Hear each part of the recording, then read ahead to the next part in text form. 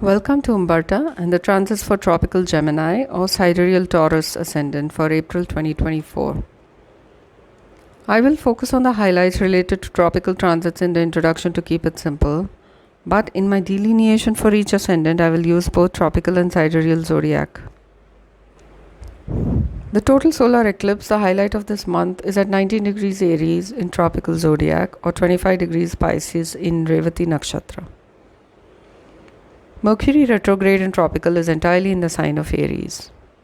However, in sidereal, Mercury is retrograding in Aries until the 9th, slides back into Pisces in retrograde motion and continues in Pisces in direct motion. So it starts retrograding in Ashwini Nakshatra, slides back into Revati Nakshatra in a conjunction with Rahu and Sun, reaches Kazimi on the 12th of April and continues its retrograde motion into Pisces until the 25th of April, when it reaches the same degree as it was on the 22nd of March. Then it turns direct and retraces its steps until the 14th of May, when it reaches the same degree as it was on the 2nd of April. So what does this dance suggest? Generally, it suggests that we may not have complete information available to us in the next 2 months to take decisive action.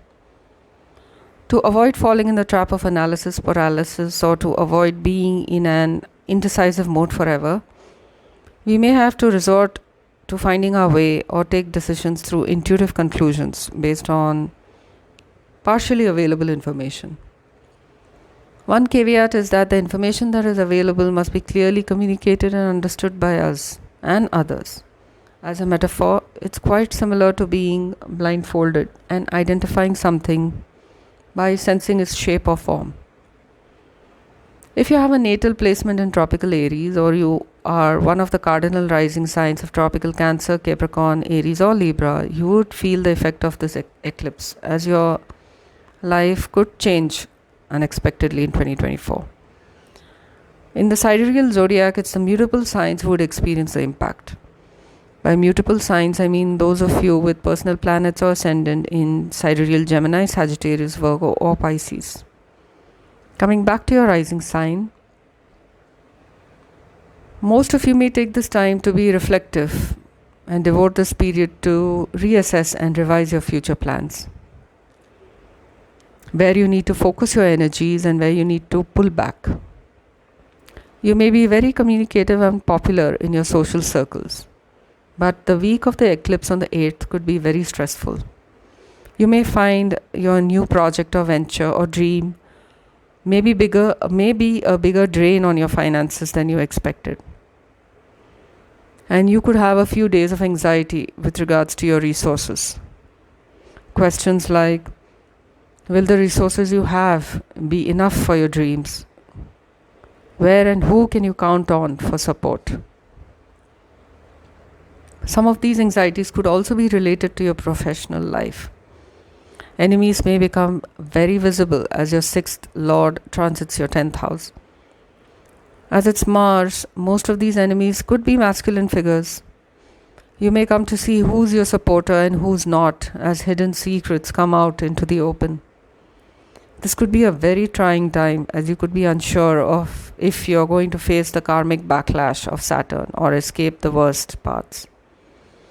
Most of you might escape the worst because you have Jupiter transiting your 12th, but the respite may come at the very last moment, suddenly and out of the blue, like a lucky break.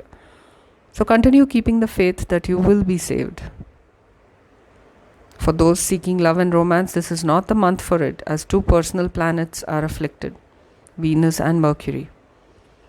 If you do find someone who you can imagine investing time and energy into, there could be problems with communication, or one of you might become too quickly enamored or love bomb the other. A relationship that begins during this period may move very, very quickly and rashly, and you may regret the whole experience later in the year. The parents amongst you may worry about your children, whether young or adult. Maybe you see your children working hard, sometimes too hard, to make things happen. If they are not careful and patient, they might end up impulsively jumping into tasks and commitments that they might regret in the future. So, as a parent, you may have to step in to guide them appropriately. Pluto, having entered your ninth house, has completely changed your worldview and belief system. You are not the same person you were 1 year ago, and you will continue evolving as Pluto continues its march across your ninth. Your mental horizons are expanding, and your worldview will continue evolving beyond the boundaries of your culture or religion or country. Ensure you stay healthy through it all.